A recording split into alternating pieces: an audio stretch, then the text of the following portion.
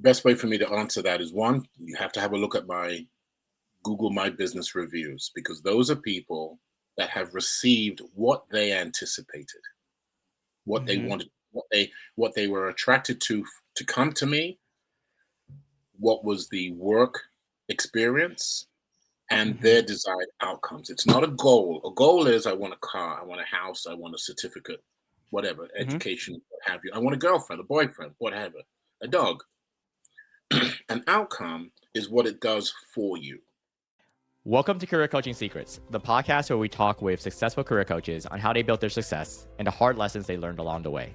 My name is Davis Wynn, and I'm the founder of Purple Circle, where we help career coaches scale their business to $100,000 years, $100,000 months, and even $100,000 weeks.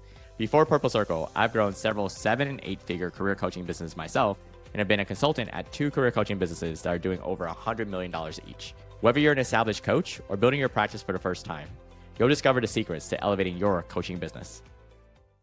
Welcome to Career Coaching Secrets Podcast. I'm Pedro, and today's guest is Ronald Allen, founder of Managing Change, communication and change management expert, who has spent the last 18 years helping project managers and senior leaders improve collaboration, deliver stronger results. He works with teams across healthcare, human services, financial services, and education, focusing on how people communicate with themselves and with each other to move projects forward with clarity and alignment. Ronald's mission is to help leaders understand their style, build real connections inside their organizations, and create environments where teams work together instead of working around each other. Welcome to the show, Ronald. Good morning, Pedro. Thank you for Good. your invitation. All right, so let's rewind a bit. Every coach has that moment where they look at their life and say, yeah, I guess this is what I'm doing now. When was that for you? At my age, I've had a few, but but dealing with the life coaching and our counseling, it was the 2007 2008 financial meltdown in the real estate industry. I had been in the mortgage banking industry for about 20 years, and I Hmm. had a few clients. One lady and her children, the husband committed suicide. We've had a lot of cliches such as generation gap or generation gaps between parents and children. Again, primarily because when they bought a home, they thought they were aligned with the interest. And of course, children have their thoughts and parents have theirs. We identified that it's not a generation gap, it's an interest gap. And the quickest way for me to explain that is if you look at sports, if you look at gamification games, you'll see young people, 4, 5, 6, 8 years old, playing and conversing and engaging with people who are much older. So it's an Hmm. interest. So what I found was that this was an area that I really took well because I was doing the corporate training. And also I wanted to be more independent. So I would say around 2007, 2008, Hmm. it really started to come together. And I have been seeking the best material, the most appropriate material, and learning myself all the way. Hmm. I mean, it's really cool that you were able to turn something that looked bad, right, into an opportunity. So the mortgage meltdown at the end of the day was something that put you exactly where you are right now, and that's really inspiring. So I think what I'm curious about is when did it shift, from I'm helping people to I'm building a real business around this. In the corporate training world, the big players always dumb down, as John Taylor Gatto, 25-year veteran education in New York, taught me. They always try to dumb down the provider of the services. So, as you as a trainer, they'll say, "Well, we're going to pay you, say, $500 a day." Hmm. The only problem is they then tell you, "Oh, by the way, you have to be in the office at 7 in the morning, and you can't leave until 5 in the evening." So Hmm. when you think you're making $80, $90 an hour, you're actually making about 30, 35.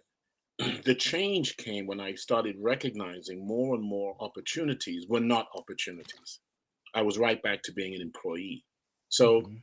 again, 2007, 2008 made the shift. I would say another 4 years before I really said, I want to break away from the corporate churn of going out to get contracts. And I worked on some great contracts. One Mhm. contract, to your question, really made a difference, and my wife and I were very pleased. I secured a contract with McKinsey and Company, one of the global consulting companies in the world. It was a short Mhm. contract, 6 months. It said I have the ability to attract, deliver, and create outcomes that these providers were looking for.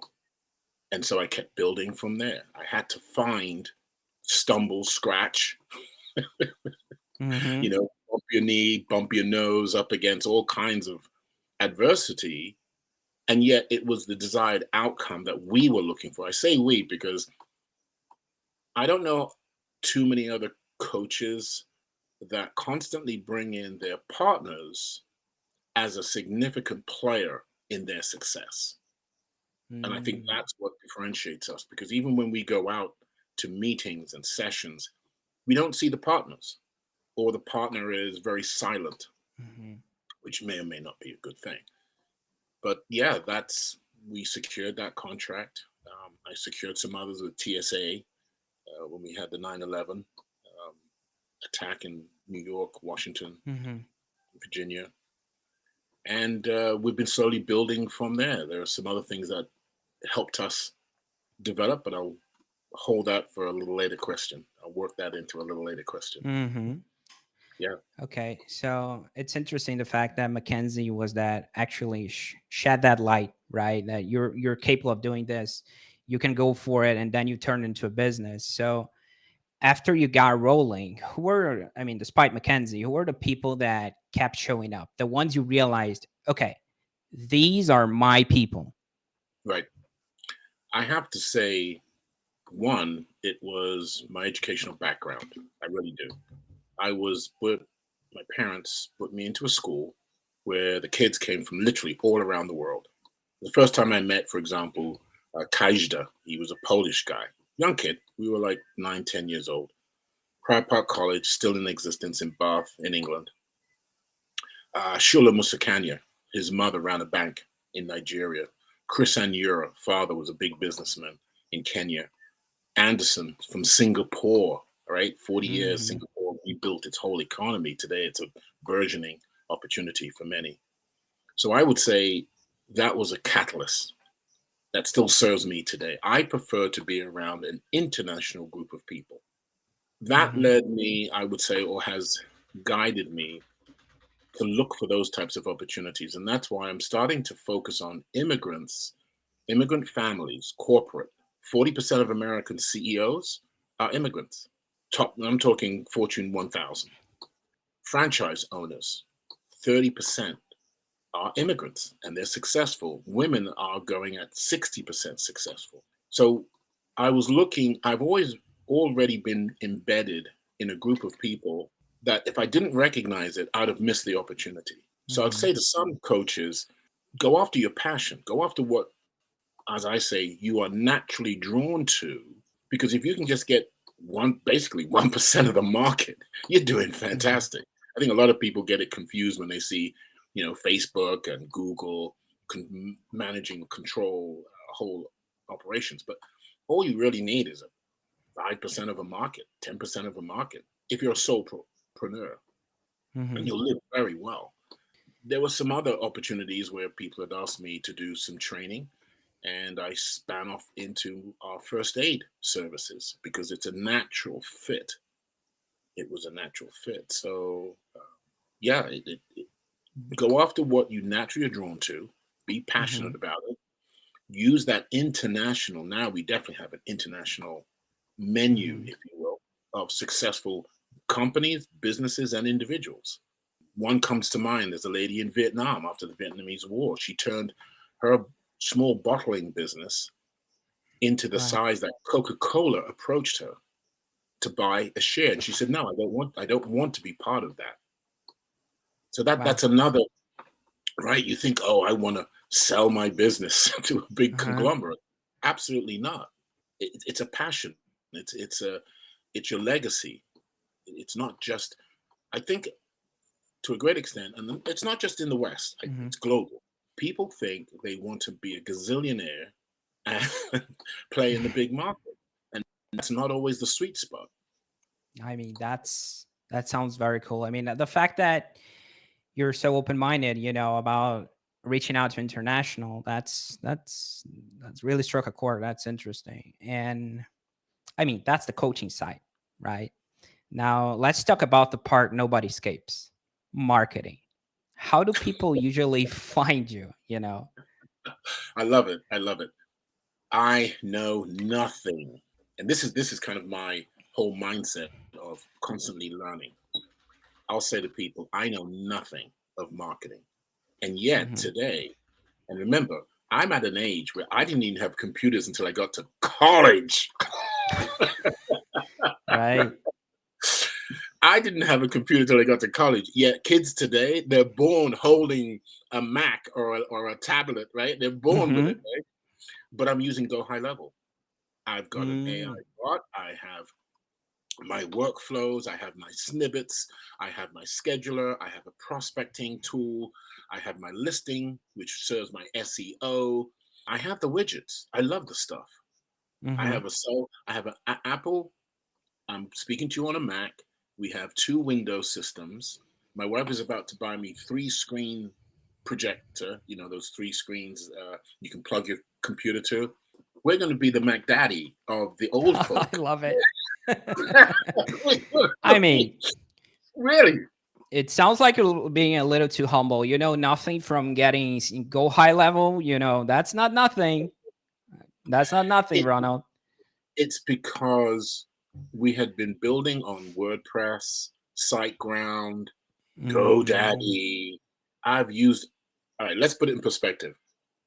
Does anyone remember a software called Access by Windows? No. I You do. do. I do. Okay. Okay. And you had to build out your own workflows, right? Yep. You had to build out your own, what are those? I've forgotten the term, but you run simulations on Excel spreadsheet, Mm-hmm. which you'd have to build the code on Access. I used to You do mean, that.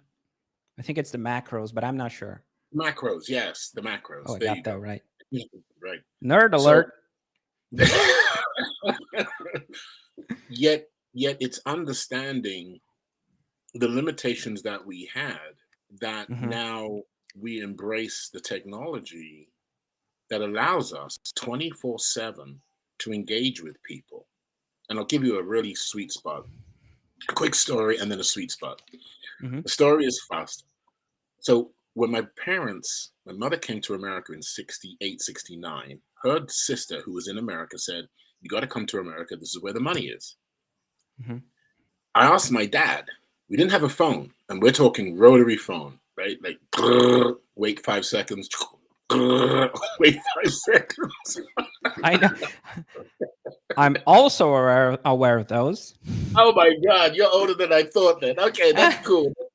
That's cool. At least we can Okay. see. There is no generation gap. See, I told you. Ex- exactly. So my dad looks at me and says, "Why do we need a phone?" I said, "Well, Dad, you're going off to boarding school. We're going to be private. We're going to be, 3-4 months at a time. I'd like to speak and call and speak to you." His response was, "I know where you are." That's it. I know where you are. We don't have to talk. So when he's parents trying to today he's trying to avoid the conversation, right? And you're like, completely, hey, let's talk. let's talk, right? So when Right. parents today say they can't communicate with their kids, I just laugh. I just laugh. They don't want to communicate with you. Mm-hmm. So anyway, now I've forgotten the second part of the whole story. No, But actually, you went into the part that I was going to follow up. It's what did you end up trying as you figure out how to reach people? That's right, basically what exactly. you're telling me. Yeah, with the technology today, it's like critical thinking, which has always been an important skill set in school. Critical thinking. If you think of the Ivy League colleges and universities, they always say, validate your assumptions. So if I'm a coach and I'm working with immigrant corporate executives and their families, I have to validate that there is a need. I Mhm. told you the statistics. 40% of corporate 1,000 corporations are run by immigrants. Some of the most successful franchises, 35% run by immigrants. Many of our senior administrators across all industries and vertical and horizontal administrative functions are overseen by immigrant first and second generation naturalized citizens. Mhm. Okay.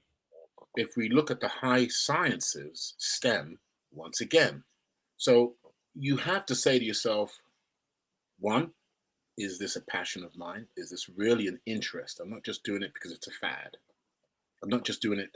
Here's another issue. Stop talking about the AI system and talk about the outcome that you derived from it. It's the same thing with a Mm. resume. Stop listing. It's not a grocery list.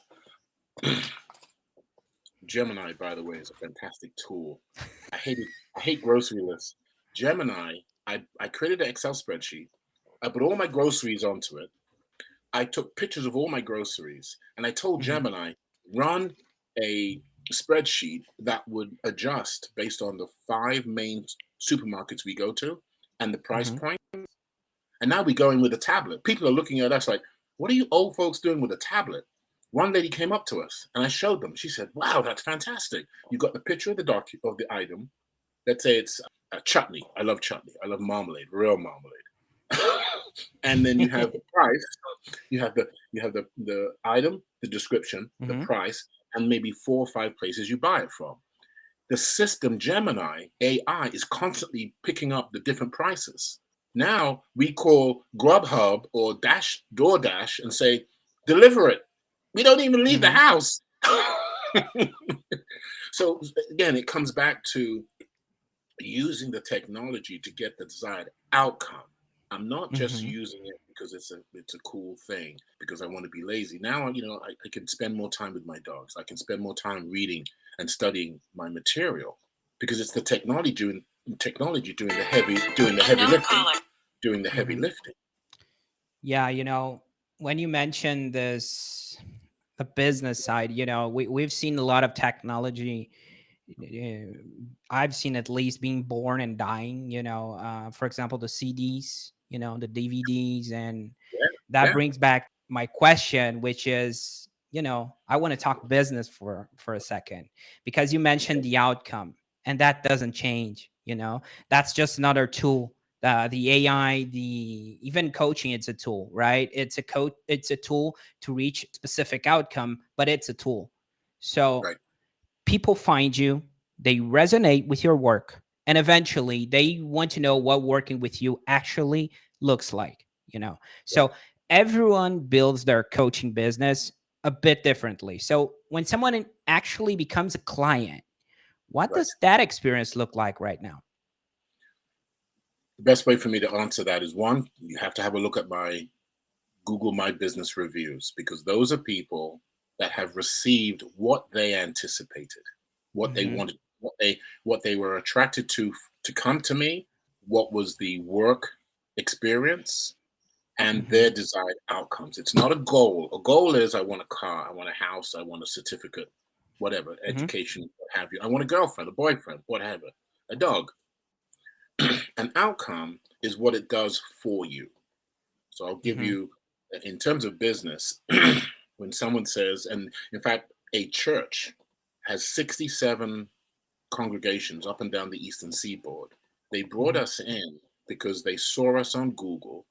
We had a conversation and I connected with them because of those relationships I had in Prior Park College with an international base of people, a perspective, a broad, eclectic perspective. Hmm. If you're narrowly focused, you can't speak about these things. You don't understand the relationships America had with Russia right after the Second World War, while America was saying, the West was saying, Russia's communist, communist, communist, yet they're trading Hmm. wheat, rice, and barley. Same thing with Lee Iacocca in the 90s. Fast forward to the 90s. Japanese, bad, bad, bad. He was Mm-hmm. went to Japan and negotiated steel prices for Chrysler.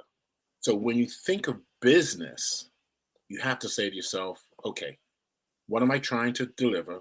Who is my client? How am I going to engage with them? And I was able to get this church because I spoke their language. Mm-hmm. I'm not, there's a great UPS commercial where two guys come into this manufacturing facility. They give this big spiel and they say, yeah, you can do all of this. And the person on the other side of the table says, okay, you do it for us. Show us how to do it. You Mm-hmm. walk the nuts and bolts. And they looked at each other like, no, we just tell you the schematic. We're just telling you that if you want the holographic image of what will Mm-hmm. come out. No, you have to be able to connect with people where they are. And that's what's so beautiful about solution focused brief therapy, by the way, which is a tool that I gravitated to immediately because, once again, when you're speaking with people and you're trying to offer your services, you must understand the land they come from, Mm-hmm. the country they come from, the need that they desire. And it's through a conversation. You're not trying verbal judo. You're not trying to trip them up. You're not trying to close it. I can't stand the word deal. When someone says, I'm going to give you a deal, Mm-hmm. I'll be polite. I'll be polite, Right. So yeah. do you custom all the experience, or do you do more like, I think my question is more about the structure. Like, is it one-on-one? Is it group coaching? Is it a course? That's more towards like, how do you frame it? Or is it customized for every single individual? It has to be customized. It has Mm-hmm. to be customized. Yes, I have 4 online courses. Okay, fine. I still have to Mm-hmm. customize them for each customer. All right. So here's an example. When I said how faith-based church, you did not ask me from what denomination or what culture, because they're all Mm-hmm. slightly different. Even if you take the Roman Catholic Church, it has like 1,000 different subsets, right? Catholicism, right? Judaism, same thing, right? Confucianism, same thing. But I have friends who come from those different backgrounds. And because when I engage with them, I ask them, well, what is it that you like or drew you to that? What was your desired outcome? What were some of the limitations? What did you feel that you were anticipating that wasn't delivered? It's a conversation. And I think most people don't know what a conversation is. We look at Mm-hmm. social media, we just blah, blah, blab at each other. We Mm-hmm. don't use silence as a means to give the other person a chance to absorb what they have heard. So, for example, back with that church group, I asked them, I said, well, what was it about my profile that attracted you to me? They said, well, you've come from a very diverse background, and I see you know people from Nigeria. Now, Mm-hmm. someone might say, well, what if I don't know anyone from Nigeria? Well, you have to find something else. You have to find Mm-hmm. something else. Maybe it's just the fact that you have a diverse background. Maybe you speak 2 or 3 different languages, and that's what's beautiful. So here's one thing I always say to people from other countries, because I know they know 2 or 3 languages. They always do. I Mm-hmm. say, I'm sorry, I am limited with just the colonial English language. And they just burst out laughing. They burst because that's exactly what they're Just thinking. That's what they're yep. thinking. But the average Western, I say Westerner, but I can't use that phrase anymore because it's global, right? Mm-hmm. The average person in European countries think they're so much more superior because of the image, not the reality. Not the Mm-hmm. reality. You felt it as soon as I said, oh, I'm from a colonial English background. I only speak one Mm-hmm. language. Yep. I And mean, we had this argument all the time in school. I'd say, well, wait a minute, Kaiser is from Poland. He speaks Polish, and there's another dialect, and he speaks English. We had Chris Anura. He spoke his language and English. You only speak Cockney English, so shut up. You don't even speak Queen's English, you bloody idiot. On your bike. yeah.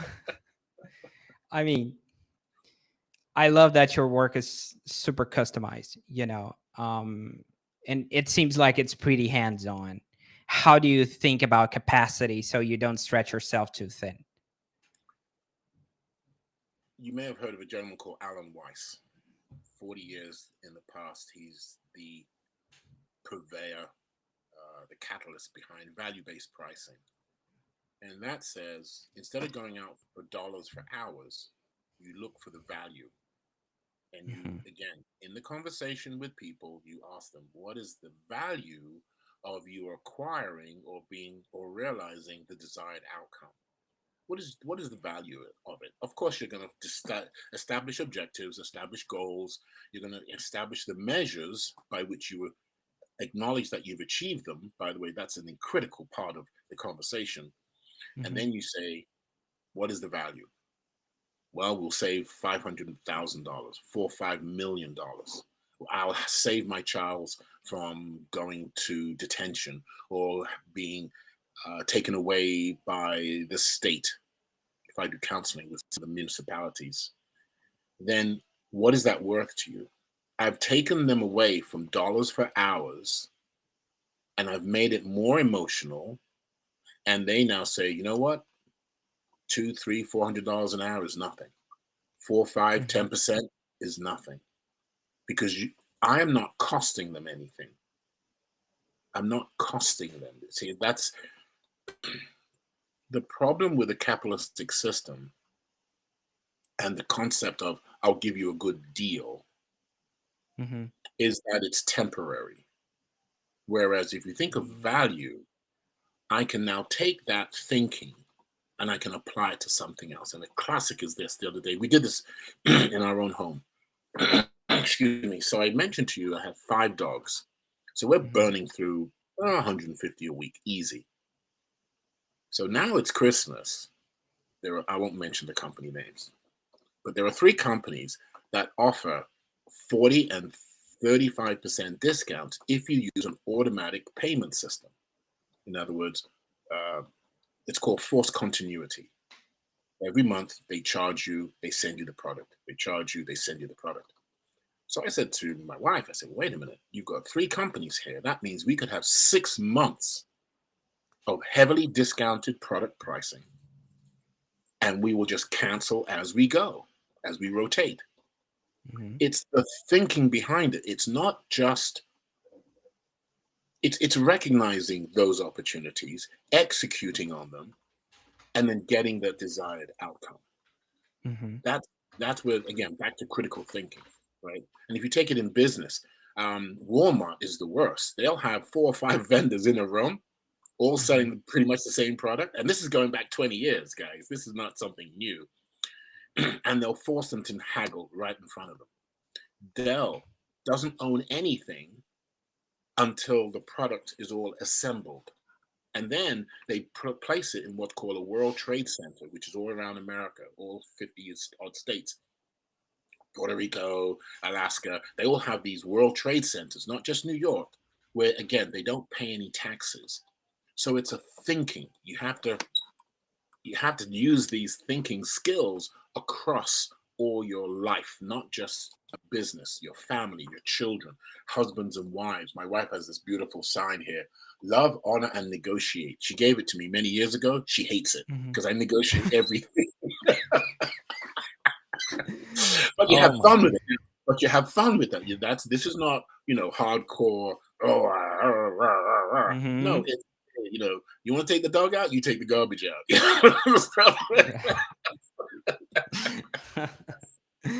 Right. But it's a skill that you use across all areas of your life. You use business skills in family, family Mhm. skills in business, and it works. It works. Mhm. I mean, that's a solid look into how you approach pricing structure. I like the fact that you mentioned value based, Yes, and the fact that it's customized. So that's a yes. plus. Like to hear that. So now I'm curious about where you're taking all this, looking Mhm. ahead, where do you see the business going? Are you thinking about scaling, Yes. hiring, or is there a next step you're excited about? The scaling will be the life coaching. We'll drop off the first aid because we have to physically go out to these locations. Once again, I'm at an age where, fortunately, I have great health. I've got good bone structure, even though I've got a little rheumatoid arthritis happening. So nothing that 650 milligrams of arthritis pain tablets can't deal with. But the life coaching is where, and this is where to come back to technology. All right. Here's the big rub. Pedro, you'll love this. Coming to college, we didn't have computers. Today, because of technology, because of the bots and the AI capabilities, and it's just getting more and more dynamic. In my older age, and because of my life experience and my ability to connect with people, I can connect with people that I don't even know their language. I Mm. will never learn Cantonese. I will never learn Ebola. I will never learn the different Spanish dialects. I will Mhm. never learn Portuguese or Russian or Polish. There are multiple languages in Russian. Most people think Russian, Russian. No, there's multiple dialects. Because of technology, I can connect with those people. Now, someone might say, well, what, why? Why are you? Because one, I'm alive. I love life. Two, I'm always learning. It's a rush. It's an adrenaline rush for me. Mhm. And three, up in New York, Ithaca, New York, there's a school called Out. And many of the international students, enough that they had to put cages over the falls because they were committing suicide. In Mhm. Japan, there is a forest that people who are socially disengaged walk into the forest. You talk about propaganda and mind control. They literally walk. There was a documentary on NHK. They walk into the forest to commit suicide. We know suicide in America is at an all-time high at a lower and lower age group. So they're Mhm. disenfranchised. Unfortunately, and perhaps unwittingly, I have had family members in extended family members commit suicide for Oh. many reasons. For many reasons. Parents are not giving them a chance to grow, to develop their own interests. Society expects more from them than they want to give. I have a good friend. He runs a bunch of different hotel motels up and down the eastern seaboard. His two sons, one was Oh. supposed to be a lawyer, one was supposed to be a doctor. Neither one made it. So again, my scaling is not about I want to be Anthony Robbins or Zig Ziglar. No, I want to slowly close off the first aid because I don't want to carry mannequins up and down the Mhm. eastern. On the other hand, I love a rich conversation about what someone would like rather than what they have. That's the difference with Mm. solution therapy. It focuses on the future. And all the studies, the meta analysis, all the social studies say those that survive wicked change, war, sex abuse, forms of slavery, including working at Amazon, Mhm. um, because your body can't keep up that pace. All of those people that survive look to the future. So my future is we get a farm anywhere in the world, again, totally mobile. We use the Mhm. technology. We've cultivated those relationships, and people from around the world can engage with us. And I can learn as much as they can learn. I tell them right up the bat, it's a, it's a, um, what is that term on venom? Symbiotic, Mm. symbiosis. It's a symbiosis. But you have to think Okay. that. You see, you have to think. Many coaches, many psychiatrists, clinicians think you have to come across the social barrier of acceptance, then you'll be okay. But that's never been healthy. That's never been a good working model. Freud was wrong. Freud was wrong. Number one, he's a white male at a time where not even women had a voice. So you're going to tell Mhm. me that model works? It never did. It never did. And certainly based in colonialism, right? We talk about Mhm. ethics, solution focused brief therapy. These two gentlemen I'm studying under, Elliot Connie and Dr. Adam Frower, they talk about ethics in psychology. Well, if you come from the side of the world that says everybody else is primitive, bad, negative, then how on earth can you help them? Perhaps the idea is not to help them, but rather relegate them to secondary roles. And this is the bigger picture. Now you're talking about the real meat and Mm-hmm. potato of what I do, right? Right. You have self-efficacy. When you come to a business, um, another quick point, if I may, Of course. there's an organization called SBA, Small Business Administration in America. It's huge. We have in this country more regulatory agencies and more support for businesses than any other country in the world. Yet most businesses will not succeed 10 years. The banks only lend you for maybe a 2 or 3 year period of time. The average business needs 7 to 10 years of funding. I don't care what, you could be selling lemonade on the corner. You still need that Mm-hmm. money because cycles and calendar ups and downs and economic challenges. So again, you have to understand the environment. You have to understand your client's desired outcomes. And then you have Mm-hmm. to educate yourself and be willing to be open to what you don't know, what you haven't Mm-hmm. thought about. And I happen to be good at that. And I'm looking to continue to build it. That's my one of my biggest, I say, challenges, because no, I'm not at the revenue that I want yet, Mm-hmm. because we want that farm. Um, I joke with people, you'll find us being eaten by our dogs or ducks or goats. We'll have our wills in our hands that they're all sell all the property and the animals will go to a no-kill shelter. That's it. Mm-hmm. But until I get there, I'm gonna have fun. I'm gonna learn. I'm gonna embrace. And in order to do that, for Mm-hmm. me as a coach, a life coach, it's about learning the client's needs, learning the technology that allows me to reach out and for people to reach me in their time, in their language. And technology can do it. Technology can do it, and that's never been available before. Never. So my lifetime. I'll close with this in this section. Think of the first 20 years of your life. You think you're invincible. You're naive. You've got the energy of a Belgian Malinois, which is like a German Shepherd. We have one Right. downstairs, and he is insane. He's got Oof. energy, right? Um, you feel invincible.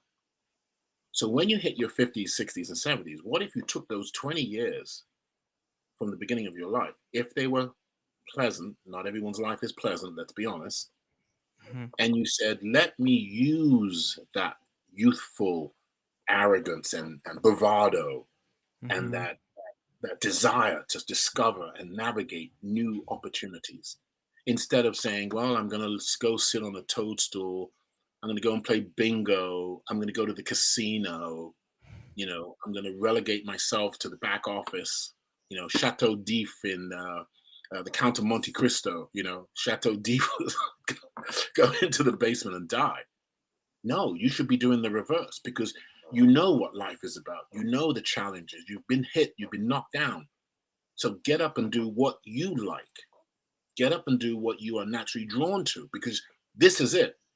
I've never had anyone come back and say, I was a cow in a previous life and it was fantastic.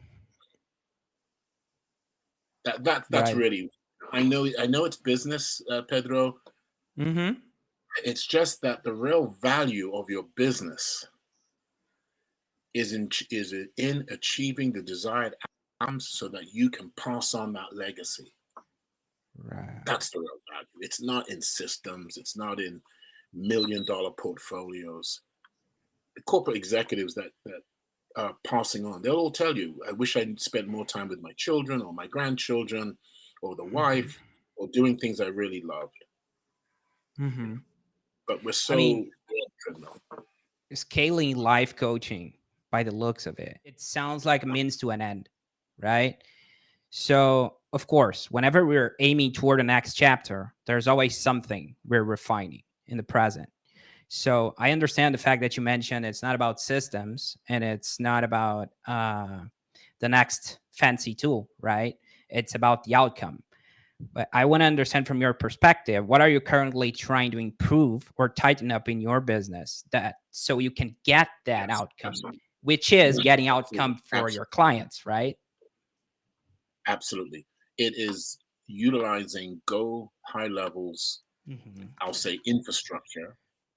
So it is a smoother transition. It is a smoother engagement so that I spend less time worrying about all the nuts and bolts. Yes, you're absolutely right. You have to have a smooth system in place. Um, but go read any white paper in any corporation. There's no such thing as a smooth system because Mm-hmm. there's too many dynamic things changing. So I look at the the ability to manage my state on a literally hour to hour basis in some cases. Some days I wake up in the morning, I'm feeling great, and within the next hour, something has come into my view, and I'm panicking, and then I have to manage my state. But so yes, you have to have a system. You have to be able to understand that system, work Mm-hmm. that system, so that at the end of, I say, breakfast, lunch, tea, and supper, you are more consistently managing the flow to Mm-hmm. achieve your desired outcomes. And really, to that point, my desired outcome for that each and every hour, each and every day is to be more stable, to be more consistent, to be more able to deal with the uncertainties.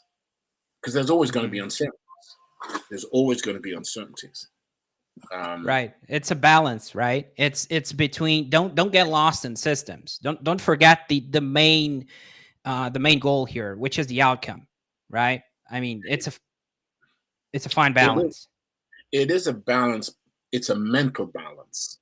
It's Mm-hmm. really a mental balance. You're going to have ebbs and flows. In change management, we call it wicked change. You're going to have that. It's how you handle it. Here's a classic, Tylenol. Remember, I think it was like 5 or 10 years ago. It had the contamination, and the CEO jumped on it all over. Whereas BP, with the oil spill, ran away for a week. Mm-hmm. So again, it's how you manage it, right? Mm-hmm. You can have a catastrophe. Look at people who have physical disabilities. There are some that bitch and complain, why is it me? Oh Lord, etc., etc. And then there are Mm-hmm. others that get on with their life.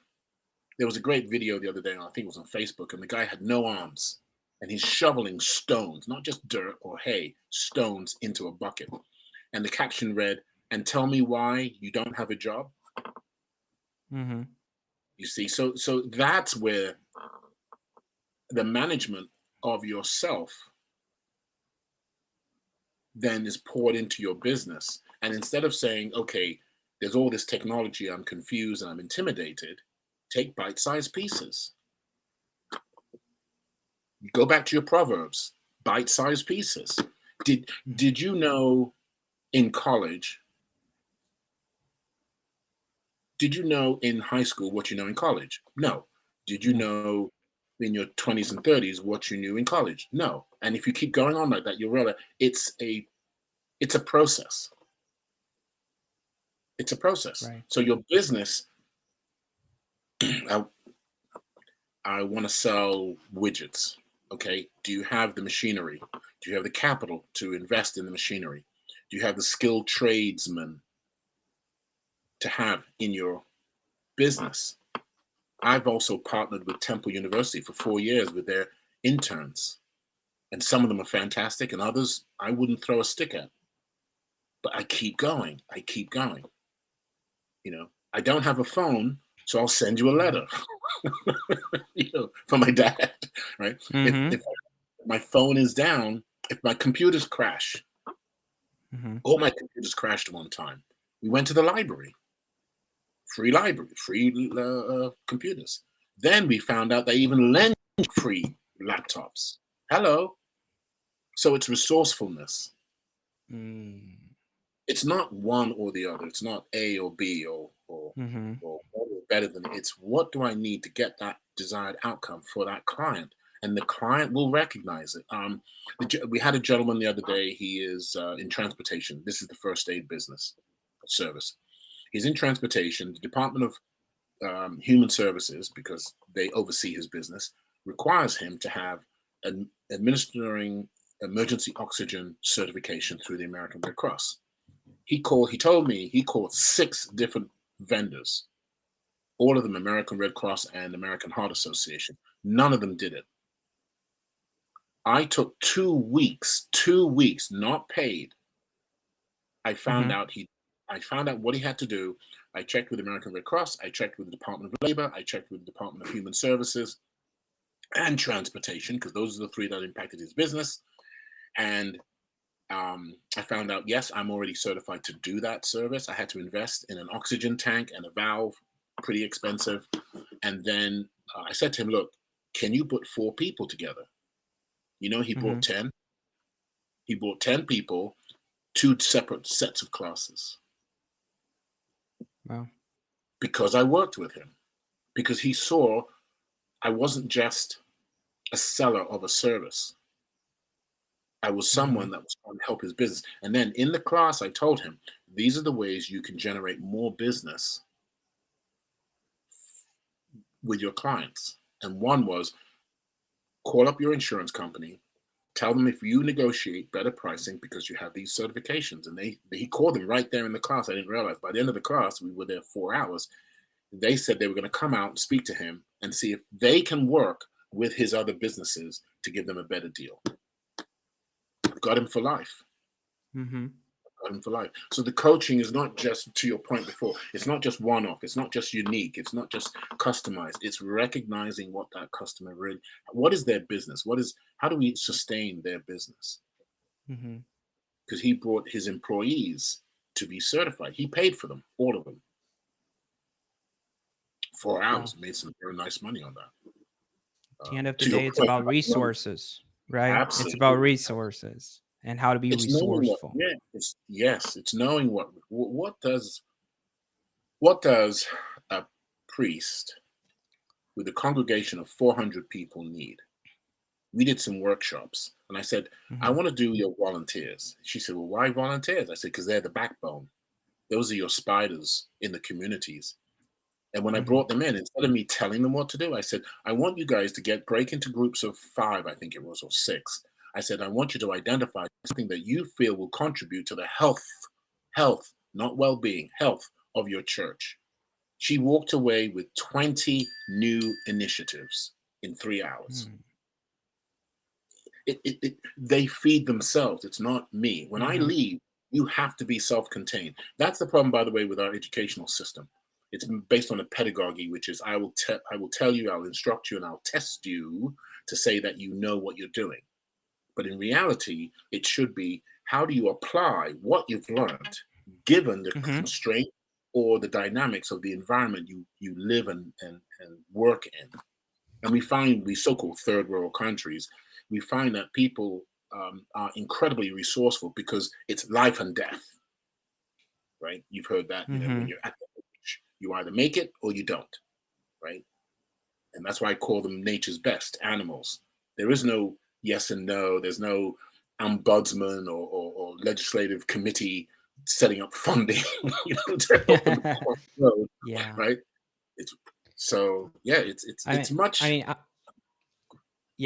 I love that. You know, it's like they already have the resources. It's just about making the right questions, and they will get there. That's what sounds like what real coaching is. Critical thinking, getting them to recognize. Solution-focused therapy has an incredible platform. It's called the Diamond Approach. And it says, what resources did you use in the past to get through all your pain and suffering and frustration?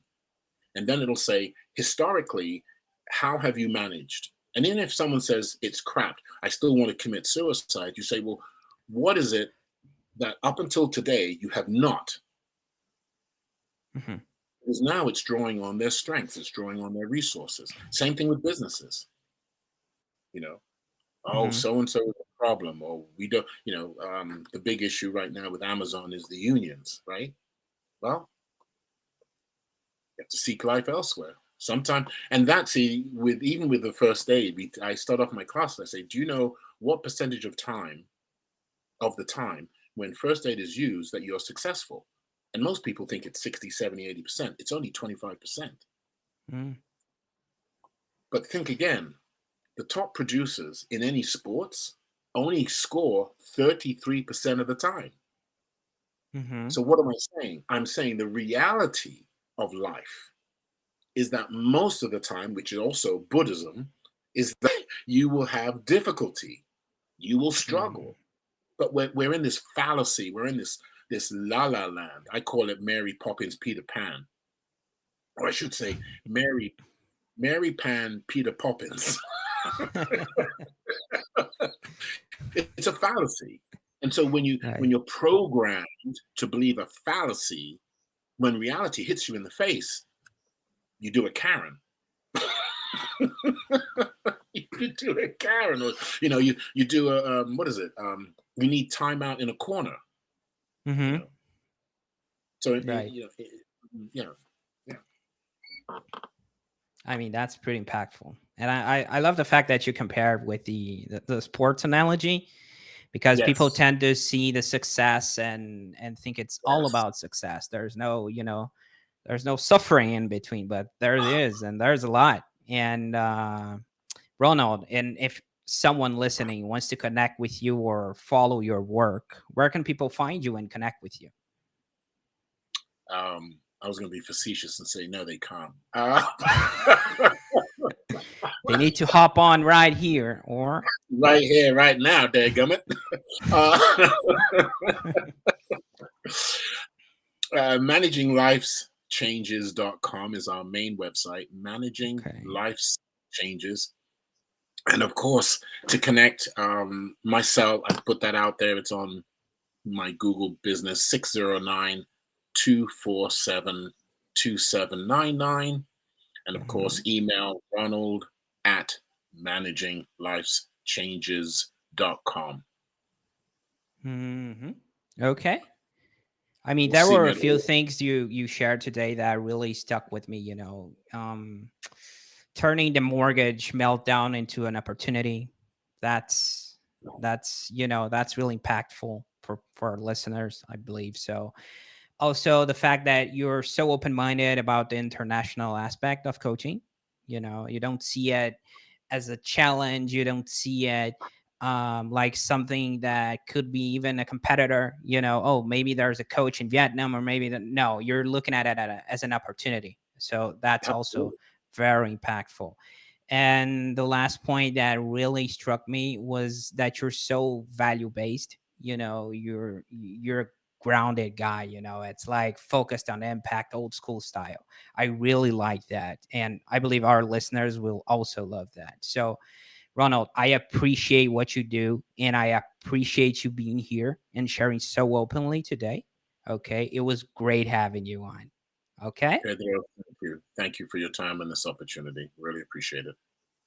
That's it for this episode of Career Coaching Secrets. If you enjoyed this conversation, you can subscribe on YouTube, Spotify, Apple Podcasts, or wherever you're listening to this episode to catch future episodes. This podcast was brought to you by Purple Circle, where we help career coaches scale their business to $100,000 years, $100,000 months, or even $100,000 weeks, all without burning out and making sure that you're making the impact and having the life that you want. To learn more about our community and how we can help you, visit joinpurplecircle.com.